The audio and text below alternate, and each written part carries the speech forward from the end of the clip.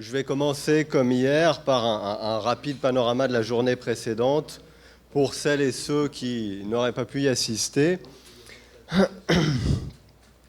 Donc plusieurs sujets, on peut dégager un certain nombre de sujets, en même temps c'est évidemment subjectif, des sujets parmi d'autres sur lesquels je vais revenir très brièvement.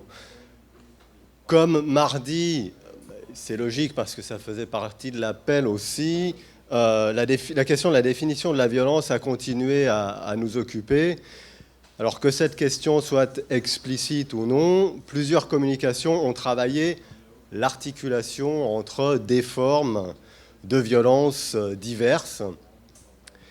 Dans le contexte de la Papouasie-Nouvelle-Guinée, Richard Eves a montré, par exemple, le rapport entre contrôle, exploitation, violence économique, violence physique aussi, en réintroduisant fortement la dimension genrée de la violence. Violence, contrôle, pouvoir, accès aux ressources, autant de relations qui demandent à être travaillées effectivement. De la même manière, Yasmina Taherea nous a permis, à partir d'une étude conduite ici, à Tahiti, depuis 2010, de réfléchir à ce que l'on peut considérer comme un cas limite, quelque part, le suicide dans son rapport aux conflits familiaux. Violence et conflits, c'est d'ailleurs une autre articulation intéressante à penser, à analyser.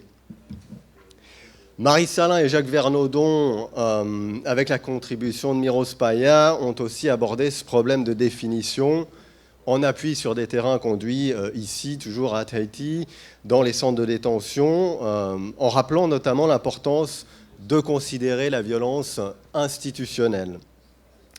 Et c'est d'ailleurs un appel que lancent les collègues, plus largement, qu'on a entendu répéter à plusieurs reprises, cette demande ou cette question autour de la nécessité d'ancrer les analyses dans des descriptions empiriques fines, tout en restant capable d'identifier des effets plus structurels.